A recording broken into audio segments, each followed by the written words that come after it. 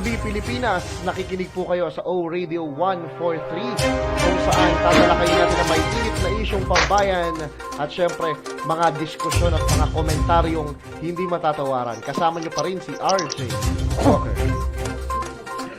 Alright, magandang gabi Pilipinas at sa buong mundo. Welcome sa O Radio News Special dito sa O Radio 143 Gusto Ko To. Siyempre Dane, magandang gabi sa iyo. Dane, kamusta?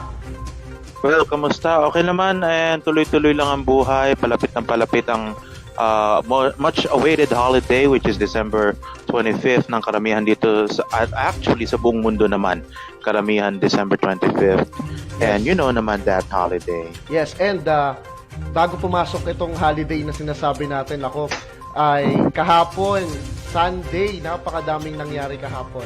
And Linggong-linggo, yes. And on that note, narito na yung pinakadetalye ng ating balita ngayong araw. This is an informal news and commentary. Narito po ang detalye ng balita sa nangyari po kahapon kung saan may mag-ina sa Tarlac patay sa pamamaril ng nakaalitang pulis. Ang insidente ay nahuli ng kamera. Patay ang isang mag-ina sa Paniki, Tarlac matapos barilin ng isang pulis sa kanilang nakaalitan. Sa kuha ng video, makikitang yakap-yakap ni Sonia Gregorio, 52, ang anak ni si Frank Anthony Gregorio, 25, na nakikipagtalo sa pulis na si Police Senior Master Sergeant Junel Nuesca. Sa kasagsagan ng away ay binaril ng pulis sa ulo ng tig-2 beses ang mag-ina. Ang unang dahilan ng pagbabaril ay dahil daw sa boga, pero lumabas na right of way ang pinag-ugatan ng away ng suspect at ng biktima. Sa ngayon din, update tayo, sumuko na sa Pangasinan si Nuesca na napag-alamang naka-assign sa Parañaque Crime Laboratory. Naka-assign sa Parañaque Crime Laboratory at umuwi lamang sa Tarlac. Na-turn over na siya sa Paniki Police. So, nakapanayam sa isang pong news organization, si Tarlac Police Chief Lieutenant Colonel Noriel Rombawa, na boga ang pinagmula ng away ng mga biktima batay daw sa salaysay ng mga saksi. Pero sa kalaunan ay napag-alamang ang talagang pinag-awayan ng mga biktima at ng suspect ay ang issue ng right of way. So, ayan ang atin pong balita ngayong araw.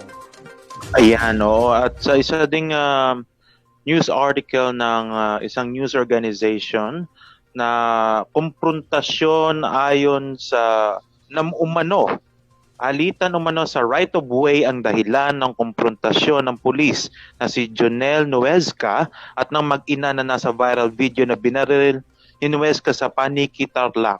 Ayon sa hepe ng Paniki Police Station, sasampahan ang pulis ng double murder charges. So, we cannot say yet na justice is served because it's still part of the due process na, well, okay, sumuko ka, hindi siya nagtago. Kasi malinaw naman dun sa video, RJ. And then having that, sa isang news article din, ay ang nakalagay din doon, yung issue ng right of way ay matagal na. Kumbaga, so, talagang boga ang pinagmulan. Oo, siguro. Masasabi natin na ayon din sa mga lumalabas na boga. And also, nagkaungkata nung matagal ng problema. So ito yung sinasabi natin na hindi pa rin nakakalimot sa mga issue. Kahit na okay na. Tama ba? Oo, totoo yun. Kasi, alam mo naman, RJ, kahit na siguro magkadugo kayo, pagkalupa na ang usapan, iba na Kaya nga And ako kasi tinitingnan ko rito, super petty ng dahilan na boga ang pinag-awayan nitong dalawang partido, at nandito nga na babarilin at papatayin pa dahil lang sa issue ng boga. Kaya nga, ang tinitingnan ng mga otoridad dito ay may mas malalim pang ang dahilan, which is tama nga, which is yung right of way na inungkat nung nagkaroon ng issue. Ito nga, napanood ko sa isang news organization, ang sabi doon ay ito nga daw ang apelyido nitong suspect ay si Nuesca. Ito daw ay may issue na sa talagang sa mga pamilya nito at sa mismong pamilya ng kanyang misis. Sabi doon ay may issue siya, pero meron hindi silang pagkakaunawaan ng kanilang mga biyanan at yung mga kapartido ng babae. Kumbaga parang So, troublemaker ibig daw na ito. sabihin, oo, kumbaga, parang meron talagang unsettled at saka ongoing, masasabi natin na hindi pagkakaunawaan sa bihira mo, biyanan mo. Oo nga eh. Di ba? Kaya nga eh. Asawa, na magulang ng misis mo, hindi kayo goods. So, lahat na yun, it will fall into pieces na talagang may record ka na. Sabihin na natin na gano'n, na not a filed record laban sa'yo na nakafile, pero kumbaga, sa pagkatao mo, meron na talagang problema. Oo naman. And ito nga yung binibigay na suggestion, lalong-lalo na ng mga senators, na bigyan sila ng mga program para sa kanilang psychological, psychiatric problems or psychiatric issues. Kasi nga medyo umiikli ang pise ng ating mga pulis at hindi naman natin nila lahat dito, no? Talaga namang this is just an isolated case, ano? Totoo. At saka doon may mga lumalabas din kasi, RJ, na parang dinidiin ni Secretary Anyo, sabi niya dito, sa pamamarin ng pulis na si Jonel Nuezga, talagang murder ito. Oo naman. We will make sure na ma-file itong kaso at dapat matanggal sa serbisyo itong pulis na ito. And having that also from Secretary Anyo, totoo ito na isolated case. Meron kasi na mga netizen na pinaiinit pa yung issue na actually I wanted to question, ikaw ba, I saw how you used the stop the killings. Ano ba kasi ang pinag-ugatan nun? Kasi of course, paunawa mo sa akin. Why did you choose that? Kasi may mga tao na talagang stop the killings kasi meron na tayong mga issue ng mga pulis na talagang pumapatay at talagang alam naman natin because of sa war on drugs ng Pangulo and hindi natin mailalayo at totoo naman na talagang may mga namamatay because of the war on drugs ng Pangulo. And then ito yung sinasabi ng ibang tao na we should stop killing kasi sabi nga ni Senator Binay, lagi na lang ba tayong nasa headlines? Lagi na lang daw bang nasa headlines yung mga pulis na laging troublemaker ang nagiging labas ng mga pulis? Which is as we all know naman, ewan ko kung ongoing pa rin yung teleserye ba na yun sa dating channel, ewan ko kung ongoing. Ang probinsyano, oo. Sa ang probinsyano na of course gusto nila na pagandahin yung imahe ng pulis, di ba? And may mga aral din. And then also with that, nakikita mo din yung katotohanan na nangyayari sa kapaligiran within terms with our deputies of peace, sabi na natin na ganun, they should enforce that peace and order. Sila talaga ang in charge doon, liban sa mga barangay tanod po natin, ang ating mga kapulisan ang pangunahin na nagpapatupad ng kaayusan dapat. Sa nangyaring ito, I can say na this is talaga an isolated case and this should not go down in history na parang gano'n na lang, naging headlines ng saglit. May aral na dapat matutunan dito. Totoo. And ang tagline niya ng pulisya is to serve and protect. Protect. And syempre, sinasabi natin this is just an isolated case na sana nagtimpe, sana hindi ginamit yung kapangyarihan. Sana, syempre ngayon tayo yung mga sana, totoo naman na nasa huli pa nga pagsisisi Hindi naman makakapagsisi sa umpisa. Talagang pagsisisi sa dulo. Ngayon, sumuko nga itong si Nuezca sa mga pulis. Ang sabi nito ay hindi daw niya nalaman kung ano yung kanyang ginawa. Hindi niya na namalayan kung ano yung kanyang ginawa sapagkat siguro sa init ng ulo. And ito kasi, ito talagang pinag-ugatan yung talagang nag-trending yung my dad is a policeman. Yan talaga ang nag-trend yung my dad is a policeman. Doon talaga nag-trigger na kalabitin ang trigger. Okay? Doon nag-trigger na kalabitin ang trigger na parang sabi ni yung babae, yung namatay na biktima, si Aling Sonia Gregorio, 52 anyos, sabi ng babae sa kanya, nung anak ni Huesca na, my dad is a policeman. Sabi ni Manang Sonia, sabi niya is, I don't care.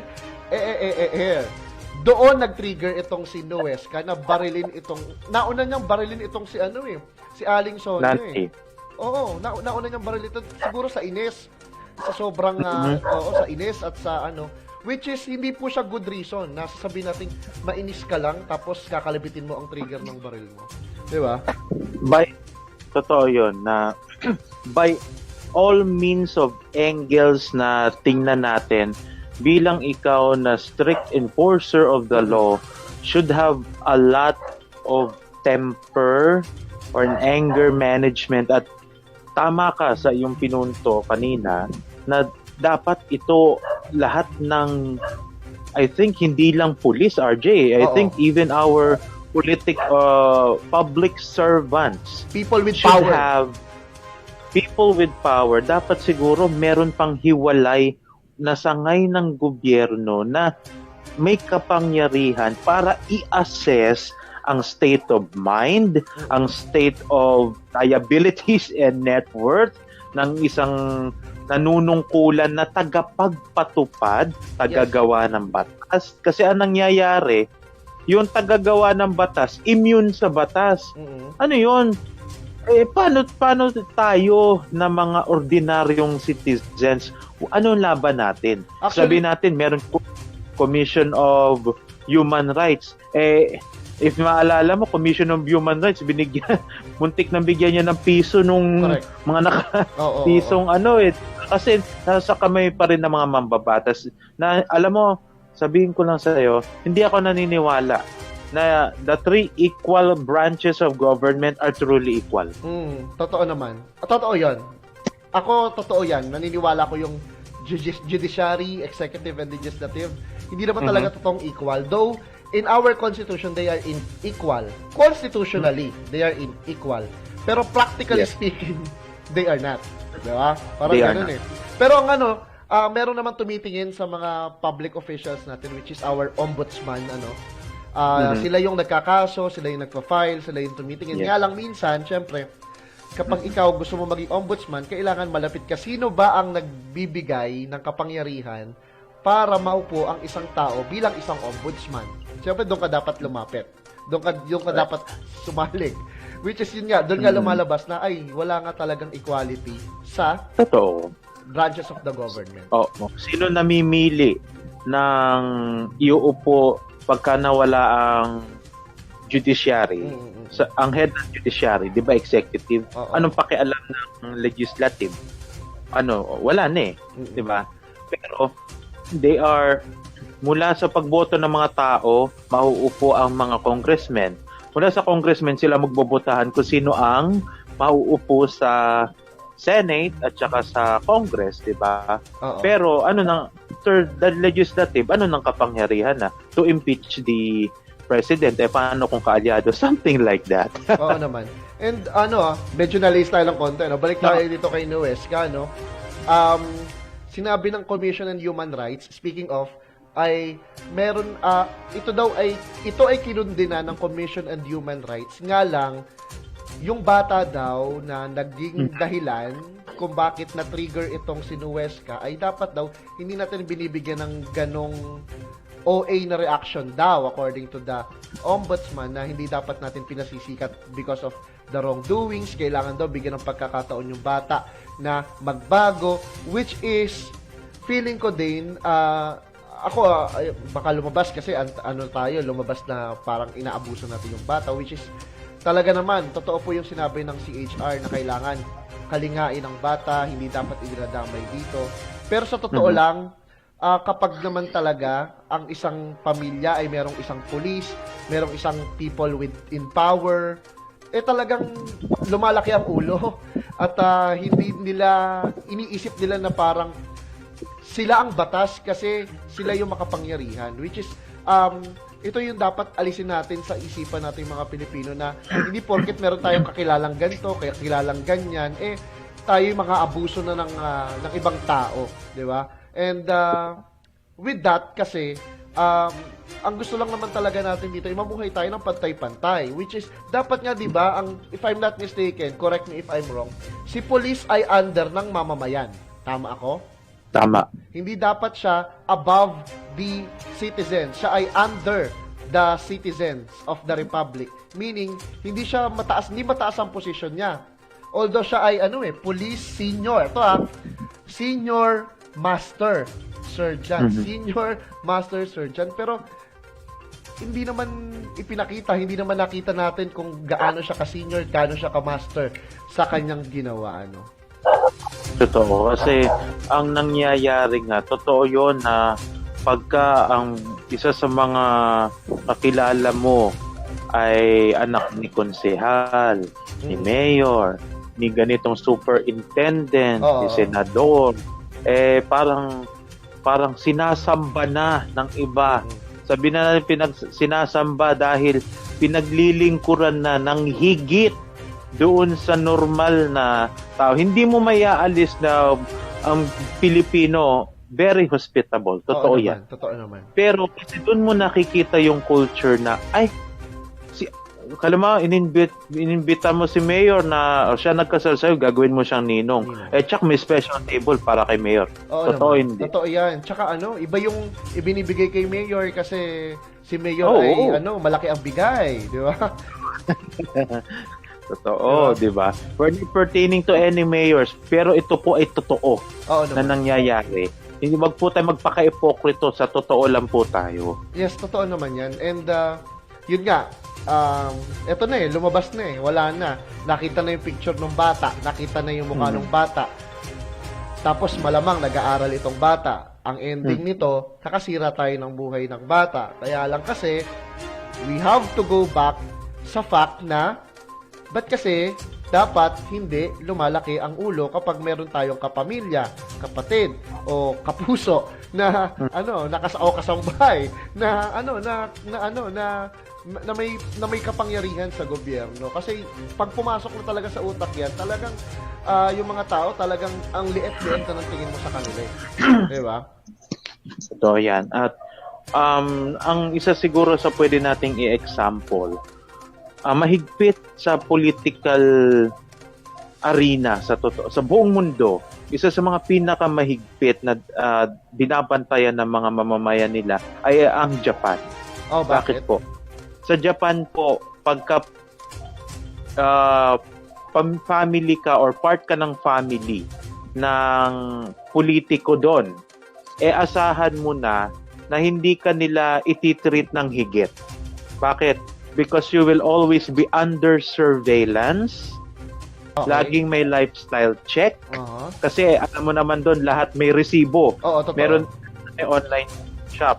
Kaya most likely, ang karamihan ng mga corruption cases doon, saglit lang nahahatulan. Bakit? They have online transactions being filtered at saka talagang monitored nila. Yes. Hindi nila sinasamba ang mga politiko doon. Correct. Karamihan po sa Japan, pagka naakusahan ka na ikaw ay corrupt, buong pamilya mo mag-aharakiyin na yan o mauuna na yung tatay. Talaga namang ganun talaga sa Japan Well, magko-compare na naman tayo, baka sabihin, sana doon kayo tumira. Wala naman tayong magagawa, sinilang tayo Pilipino. Kailangan mahalin natin ang Pilipinas. Kaya lang minsan talaga magtatanong ka na lang, anyari? Pilipinas, anyari? Diba? So, yung mga yung mga kaon natin na nakikinig sa atin, pwede kayong mag-comment sa atin pong chat box or sa comment section kung ano po yung inyong opinion o komento ungkol sa nangyaring kagimbal-gimbal na krimen sa Paniki Tarlac. Which is, ito nga tanong ko din pinakatanong ko, kailangan pa ba ng abogado nito? Kailangan pa ba ng trial ito? Kasi kita-kita naman. Pero syempre nga, di ba? Sa Constitution. Yes, due process pa din. Which is talagang nung pinag-aralan natin yan sa sa laws and ethics ng media. Media laws and ethics na talagang ang tao ay hindi natin nga pwedeng tawaging suspect Di ba? Hindi natin Yep. sila pwedeng tawaging suspect hanggat hindi siya talaga naaakusahan o hindi na pa-file ang kaso. Which is talagang kailangan idaan ito sa due process, which is for me naman, idaan natin sa due process, pero ang akin napakaliwanag talaga na this is a crime na talagang dapat pinagsisisihan at kinabubulukan sa kulungan, 'di ba? Totoo. Kasi sasabihin na natin, there is due process. And Oo. ito ay matagal na proseso. Madugo po ito. Totoo. Pagka, kung malaman nyo lang po sa isang judiciary, halimbawa, sa isang process sa korte, halimbawa, hindi po nakapunta yung kliyente ko, okay, let's get tayo next week. 7 days ka maghihintay? At Dahil lang yes, Diba? yes. Hello? Yes, oo. sige. Oo. Na- At tuloy, continue. Na pira mo. Tandaan po natin, justice delayed is justice denied. Correct. Hanggat hindi mo na kukuha yung pinakahustisya, delay yan ng delay. Delaying tactics, ilang taon bago nahatulan ang mga ampatuan dahil hindi pa po kami pwede hatulan kasi hindi pa po nagbibigay ng affidavit yung ibang mga yung pala tinatakot. Correct. O paano yun? Tsaka no? 'Di ba? Kahit na nakita na natin, kahit nga may CCTV camera, kahit merong body cam, hindi mo pwedeng pa rin sabihin na ikaw ay pwedeng makulong o hindi ka lusot sa kaso. Kumbaga, wait natin yung sasabihin ng husgado. Kaya lang kasi, kapag tumatagal na yung justice system, ewan ko po, hindi pa po kami nakakaranas nito, na pag tumatagal ang justice system, parang ikaw mismo, na ikaw na nabiktima, parang, teka lang, mag-aantay ako ganyang katagal? Ako ba ay maghihintay? Hanggang sa sasabihin Tama. mo, hanggang sa tatabangan ka na sa, okay, bahala na kayo. Kayo nang bahala kung makukulong siya. Basta kami pinaglaban na namin yung amin hanggang sa i-stop na nila. At magastos. Tama ba? Magastos. Totoo 'yun. 'Di ba? Bira po. Ilang taon mong hihintayin. Just for example, RJ, no. Yes. Secretary de Lima. Correct. Naupo siyang senadora. Naakusahan ng sa drugs. Patay na yung mga nag-akusa sa kanya. Correct. Dahil sa COVID. Nakakulong pa din siya. Yes. How can you compensate that time if ever lang po na sino man ay mahatulan ng not guilty? Sabihin na natin not guilty kung sino man ang mahahatulan na not guilty. Nakakulong siya ng 10 taon. Oo. How can you compensate that time? Correct. That could happen to anyone. Just for example, pwede kitang kasuhan ng murder or ng rape. Kulong agad yon. Ilang taon yung hearing, ilang buwan, ilang araw ang hearing uubusin mo. Tapos, not guilty ako. Ito na lang, compensation na lang. Yun lang yun, pera-pera lang. Kaya nga, ang nagiging natin, compensation. ang panalangin natin sa pamilya, na wag silang tabangan sa hustisya, no? Kasi pag tinabangan talaga sila dito sa hustisya, kahit na napakaliwanag na sa ating mga Pilipino, na itong si Nuesca ay gumawa ng hindi magandang bagay sa mag-ina, hindi siya makukulong at hindi siya mapapurusahan dahil kung hindi sila magkakaso at kung hindi naman ito ipagpapatuloy ng mga nasa nakaupo. Kasi ang labanang ito hindi lang sa pagitan ng mga Gregorio at ni Nuesca, ito ay labanan ni Nuesca laban sa mga Pilipino. Kasi criminal case ito, hindi ito civil case, tama? Yeah, it's people of the Philippines Versus Nuesca. Kaya sana po, wag po kayong tabangan kasi pag itong si Nuesca, ito pong si Police Senior Master Sergeant Jonel Nuesca ay patuloy na nasa labas at hindi makulong. Kumbaga, hindi magsisi sa kanya. Pero nakulong na. Nakulong na nga siya. At halimbawa man, tabangan sila sa hustisya, ayaw na nila. Wag po sanang makita at makasulubong natin sa daan. At kapag nakabangga natin ang kanyang kotse, wag naman po sanang may isa pang Sonia Gregorio at Frank Anthony Gregorio ang mabarel ng walang pakundangan. Hindi po ba? Wag na pong mangyari uli ito. Masasabi natin, kung lalawakan po natin ang ating unawa lang, having everything that have happened, Yes. We want change, Mhm. we want conviction, and we want justice. Oo, totoo. Sa lalong madaling panahon by any means necessary para sa pamilya ng napatay. At kung may mga dapat pong i-rehab, ipatingin sa doktor, ipa-lifestyle check, let this, what happened to these two people sa Paniki Tarlac Mm-mm. ay maging fire o magbibigay ng apoy Mm-mm. doon sa hinahanap nating pagbabago. Correct. Hindi lang pagbabago sa sana sa lipunan Mm-mm. 'di ba? Na itong mga may kapangyarihan huwag sanang umabuso at sana magkaroon ng mga tao o grupo ng tao o kung sino pa man na may tungkulin na mag-check Okay. sa pag-iisip, sa lifestyle ng mga ito dahil aminin na natin, we give that much attention and we give that much na attention sa mayaman. Correct.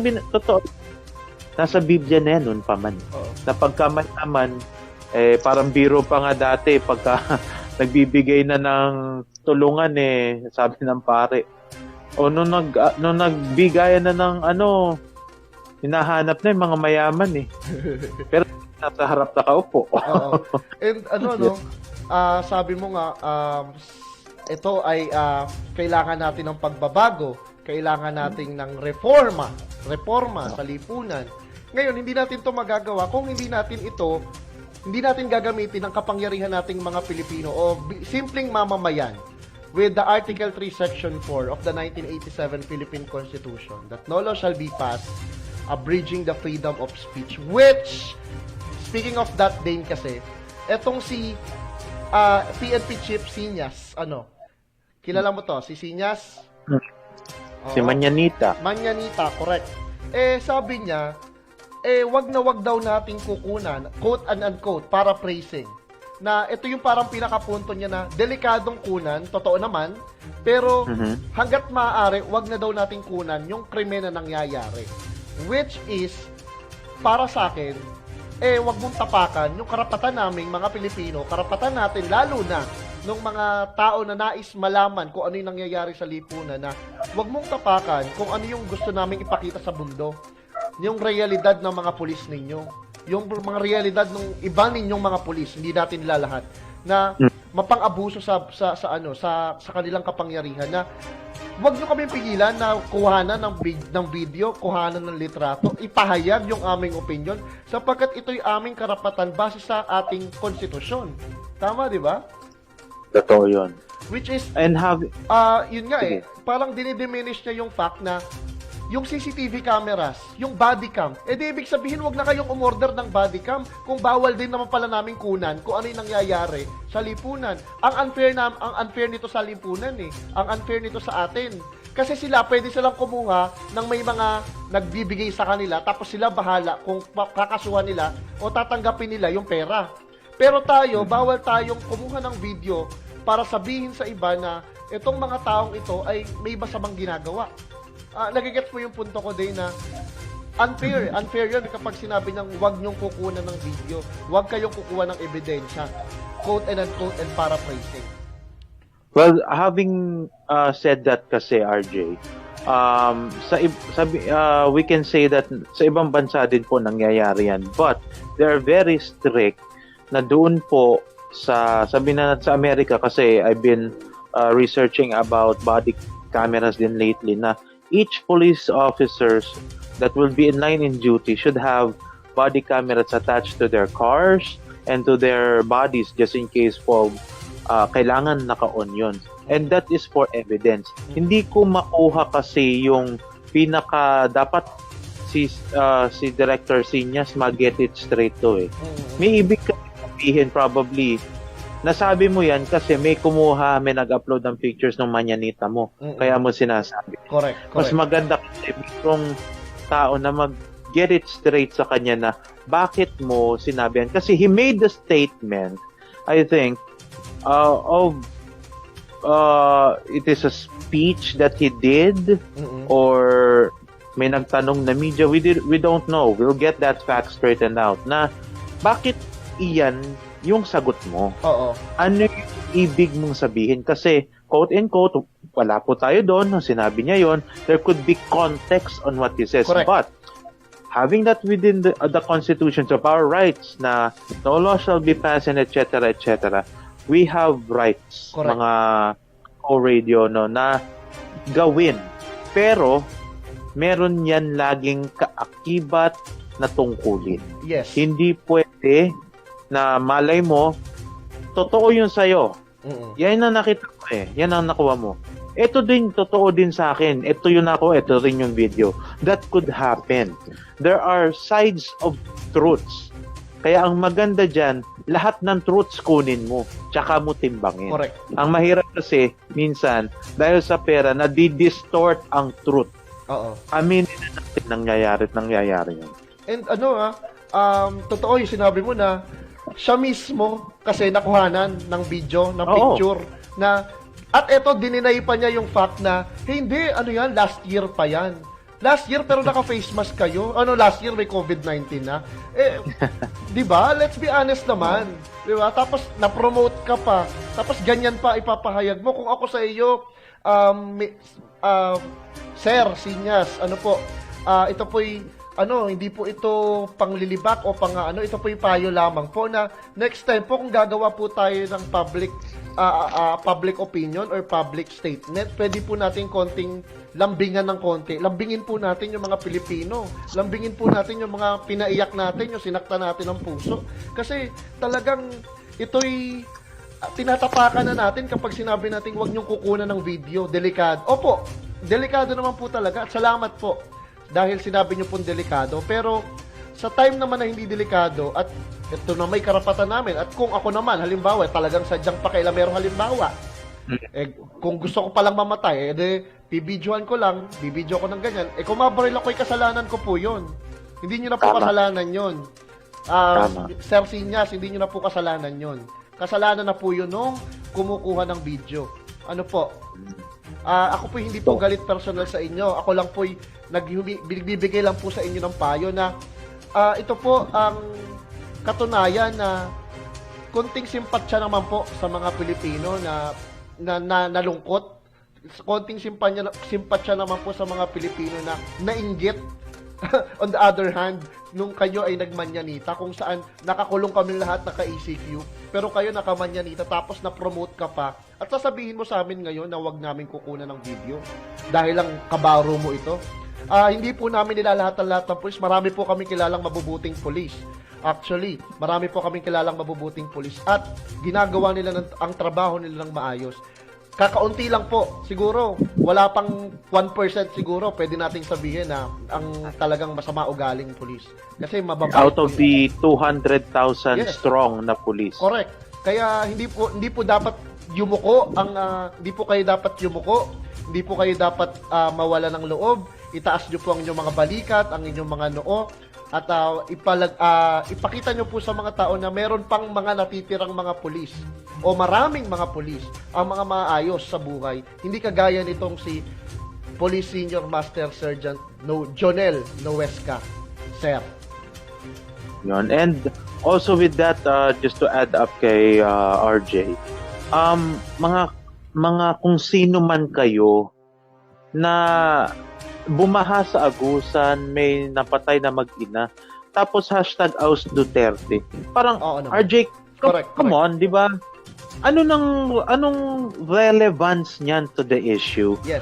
Para if you're insinuating hate and out of your hate you have the power to influence people, just in case ikaw ay sikat, okay, you have the power to influence by your own opinion. Ingat ka dahil bagaman karapatan mo yan, tatandaan po natin na pagka ginamit natin ito sa mali, pwedeng ang isang henerasyon ng kabataan o ng tao, mapaniwala mo na kasalanan ito kasalanan niya lagi, na kung sino man. Sana I pray na maialis to sa yung maialis yung ganong pag-iisip natin na we point fingers. Mga kasama, try nyo i-point yung fingers nyo.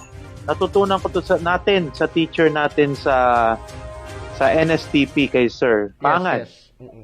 Quote to you, sir. Once you point your fingers to someone, 3 of those fingers comes back to you. Probably hindi dahil kasalanan niya, pero 3 sa kamay mo bumabalik sa'yo. Baka kasi mas malaki ang magiging kasalanan mo eh. Oo. Diba? Oo. Kaya we have authority over ourselves. We have privileges that was given by the constitutions for ourselves. Tandaan natin na ito bagaman ay karapatan natin, mayroon po itong kaakibat na what do you call that, RJ? Yung may kaakibat na responsibilidad po natin na to take action and to take responsibility in whatever we do and in whatever we say. Oo nga, total, just to weigh in, itong timbangin natin itong konti, na sinasabi ng iba na kailangan matanggal si Duterte dahil sa nangyaring ito. Well, sa pangyayari pong ito, talagang may mga sumisigaw na, hey, Duterte, Pangulong Duterte, siguro ito rin time para bumaba ka, ganun yung mga punto ng iba.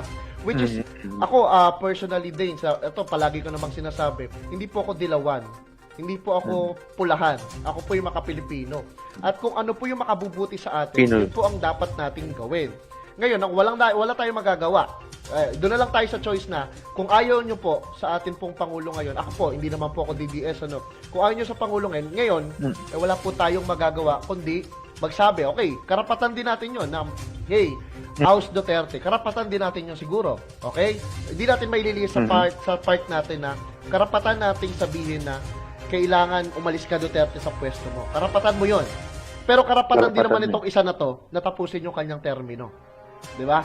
Constitutional right mo na magsabi ng opinion mo, at constitutional right din itong taong ito na 6 na taon siya sa posisyon at wala tayong magagawa parehas doon. Okay? Tama. So, ngayon, siguro may mga desisyon na nangyayari, may mga desisyon na ginagawa ang Pangulo na hindi natin nagugustuhan. Which is ako personally, meron mga desisyon ang Pangulo na hindi ko nagugustuhan. Pero, syempre, hindi rin natin madedenay ang fact na may ginagawa ang administrasyon na tama at maganda.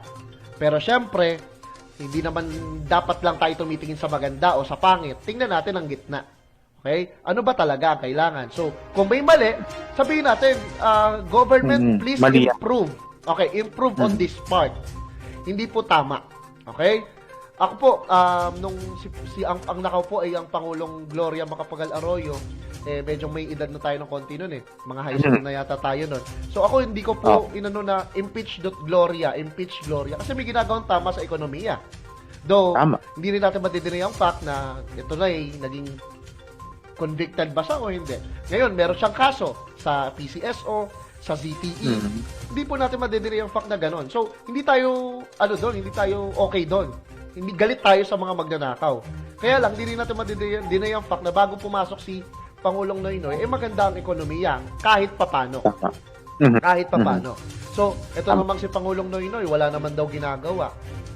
Wala daw hindi ginagawa ang maayos. Nag-oust Noynoy pa din, di ba?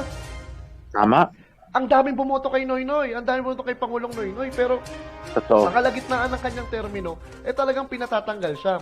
Kaya nga, kung kayo po, mga kababayan, mga kao, kung gusto nyo pong maging Pangulo ng Pilipinas, kailangan handa nyo pong tanggapin, sa pagbumuka po ninyo, na palalayasin kayo ng mga bumoto sa inyo sa kalagitnaan ng termino ninyo.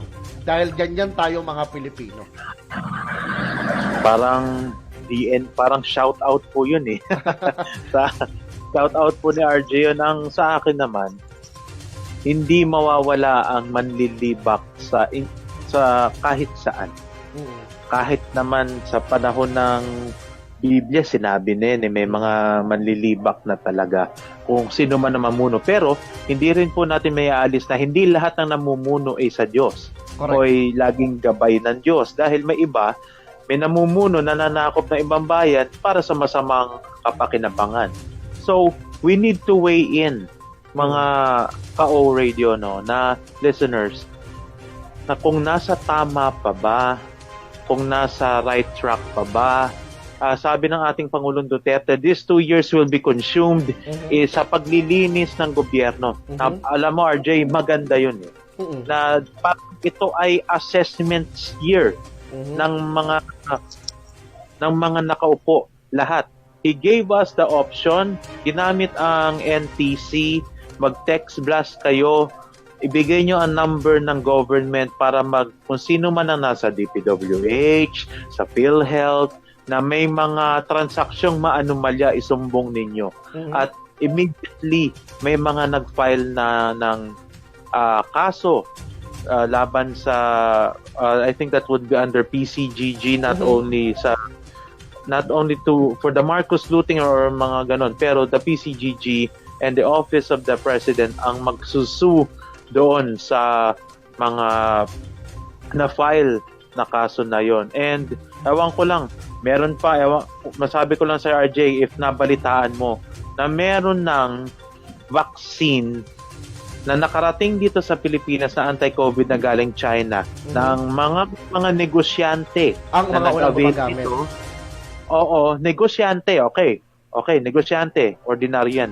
May di umano. Oo. Sa interview niya kay Arnold Clavio, ay meron daw siyang mga nakasabay na politiko. Oh. Big shot Okay, yan. so parang kamusta naman ako na ordinaryong Pilipino? So, hindi pa So parang nandito pa rin tayo sa punto natin sa umpisa. Na kung sino nasa kapangyarihan, sila yung gustong mauna sa lahat ng bagay, sila yung gustong purihin, sila yung gustong sambahin. Tama? sa lahat ng kapakinabangan. Correct. To shorten it up, Yes. pag makikinabang sila, praises and everything, they get it first. Correct. Pero All the privileges, they get it Oo. first. Totoo. Pero kapag ka issue, lalayo. Kapag issue, Ay, hindi naman. po next year pa po yung picture na yan.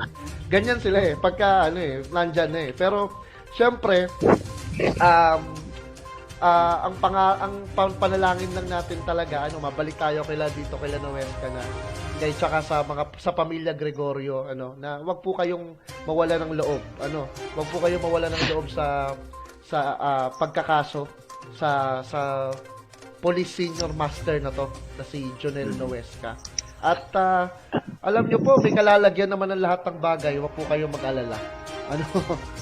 Totoo. At saka masabi ko lang sa iyo, RJ, na isa sa mga nagpaganda ng mood ko this 2020, sadly lang nagkaroon nga ng COVID. Isa sa mga hinangaan ko sa justice system natin is nung nahatulan ang mga ampatuan last February. And Because sa it's atin yan, been it's been going for years Correct. And ilang judge ang nag-turn down sa kaso. But Attorney Solis, praise to you ma'am, accepted the case even without protection and Correct. bodyguards. Praise to you ma'am. Talaga hanga po ako sa inyo for the integrity of your job. You did this. Shout out po sa iyo ma'am. And nakakatakot siguro kung sa part niya na pumunta sa bandang Mindanao. Diba? Nakakatakot sa part niya. To be exact. Oo. And ayun nga, at magandang improvement ito kasi minsan na po tayong nasama sa listahan ng isang bansang hindi mabuti sa pagpapahayag ng katotohanan. Katotohanan ng Oo, journalism, ng journalism. that the Philippines was ranked number 1 in the most dangerous country to go to for media. Kaya nga. Oo. Kaya hindi po kami pumunta sa hindi pa biro lang po. Kumbaga ang sinasabi lang po namin ay napakadelikado. It's either makikisama ka sa mga politiko, tatanggap ka, pupurihin mo sila, or lalaban ka, mamamatay ka. Ganyan lang naman ang media sa Pilipinas Noon po yan. At sana mabago po yung ganong kultura. Correct. Isa din siguro sa makikita natin is how the law works. Kasi if titimbangin po natin ang nangyari sa napa-shutdown na media na malaking broadcast entity, pwede namang i-renew eh. Pwede. Pero may say kasi sila para hindi i-renew. So, hindi ko masasabing may check and balances kasi wala naman taga-check and balance kasi sila yung taga-check. Sila din yung babalance sa prangkisa nung nangyari. But makikita po natin doon na either ang konstitusyon ba natin ang mali, kasi yun ang pundasyon ng ating saligang batas, or ang mga pinapasang batas ay talagang kikiling at kikiling doon sa technicalities na pwedeng makita eh. Meron po talagang technicalities ang batas. Pagaling na lang ng interpretasyon yan. Kaya sana gabayan pa rin ng ang Korte Suprema na hindi sila kumiling sa kanino mang administrasyon na papabor ang kanilang desisyon sa iilan na may kapangyarihan. Yes. Ito po, medyo lumawak na po yung aming diskusyon dahil talagang ito po hindi lang problema ng mga Gregorio, ito yung problema po ng mga Pilipino. Ano po? Kaya po, alam ko po na marami po sa atin nakaranas ng pagkakaroon ng unfair. Bakit sila nauna? Bakit sila nauna sa pila? May mga ganyan. Bakit sila nauna sa kalsada? Traffic. Tapos, nag-counterflow. May mga ganyan pong punto. At ako po, dahil ako yung nagmumotor, meron po ako nakikitang ganyan. Biglang yung mga traffic enforcer ay sasaludo. Magugulat ka na lang at pinadaan at pina-counterflow. At ikaw na simpleng mamamayan, subukan mong gawin yun. At patay ka talaga. Sinasabi ko sa iyo, hindi lang ticket kundi sasama pa loob mo dahil magagalit sa iyo yung mga traffic enforcer. Pero pag ang mga may kapangyarihan ang gumawa nun, may kasama pang saludo. Ito, sabihin na lang natin, RJ, no? Makita mo, yung nasa harapan mo ayaw umusad. Oo. Pagka ba nakita mong we serve and protect, judge, Senate of the Philippines, bubusinahan mo ba? Ako hindi. Hindi ko yung babusinahan kasi matatakot ako. Hindi, matatakot ako. Initial reaction ng mga tao yan, ng mga Pilipino. Totoo yan. Matatakot. Bakit? Matatakot. Paano wala namang lumalabas na politiko ngayon na walang bodyguard. Oh, di ba? Di ba? Kaya masyadong ang Pilipinas po, mga kapatid, maganda pong bayan ng Pilipinas. Sadyang sobra. Kahit nung unang panahon pa naman, ay talagang ang politika na talaga ang sumisira ng ating pagka-Pilipino. Sumisira ng pagka-Pilipino. Kaya tama si General Luna, ang magiging kalaban lang naman ng mga Pilipino ay mga kapwa niya Pilipino. Diba? And having that, siguro, RJ, Yes. naging makabuluhan ang ating diskusyon. Balitang manapapanahon at makabuluhan diskusyon dito sa O Radio 143 News Special. Ako po si Dan Batal. Siyempre, ito po ang O News sa O Radio 143. Kasama niyo po RJ Jimenez. At ito po ang O Radio 143. Gusto? Gusto. O Radio 143. Gusto? Gusto.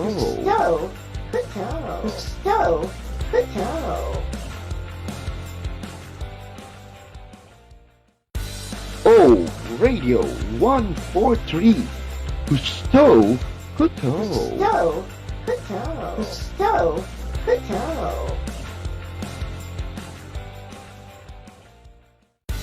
O Radio 143. Gusto? Gusto.